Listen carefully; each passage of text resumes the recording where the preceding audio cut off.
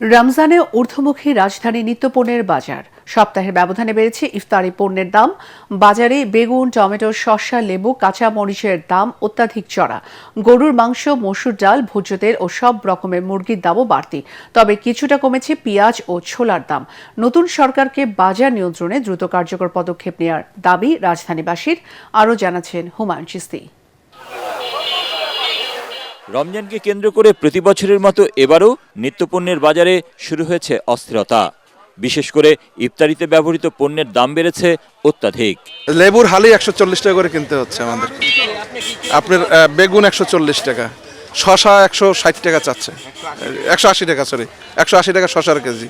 কেন ইমাজিন কেমনে চলবে মানুষ? যারা বড় লোক আছে তাদের জন্য ঠিক আছে, কিন্তু যারা গরিব তাদের জন্য মনে হয় যে বাজারে চলাটা খুব কষ্ট হয়ে যায়। শুরুতে যদি সরকার এটাকে ব্যবস্থা গ্রহণ করে তাহলে হয়তো নিয়ন্ত্রণ করা সম্ভব হবে। তবে ছোলার দাম কেজিতে 15 টাকা এবং চিনির দাম কমেছে 5 টাকা। অন্যদিকে মসুর ডালের দাম বেড়েছে কেজিতে 15 থেকে 20 টাকা। ভোজ্য তেলের দামও লিটারে 2-3 টাকা বেশি। ছোলা এর আগে রমজানের আগে 110 টাকা 105 টাকা এরকমভাবে ছিল, তো এখন ছোলা 90 টাকা। শুরুতে হইল কি আপনার পেঁয়াজের দামটা অত্যন্ত বেশি এবং হুড়ুর করে 1 কেজি 10-15 টাকা বাড়িয়ে গেল। এখন আবার আজকের বাজার যায় দিয়েছে বাজার পড়া।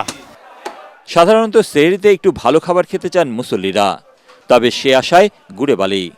1 কেজি গরুর মাংস কিনতে হলে খরচ করতে হবে 800 টাকা। দেশি মুরগি 600 থেকে 650 টাকা, ব্রয়লার 190 টাকা আর পাকিস্তানি কক 320 থেকে 330 টাকা। তখন তো ধরেন গরুর দাম একটু বাড়তি আছে, গরুর দাম কমলে মাংসের দাম অটোমেটিক কমে যাবে।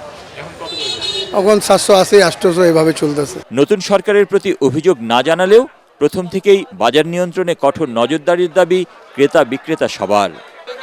হুমায়ুন চিস্তি, এটিএন বাংলা, ঢাকা।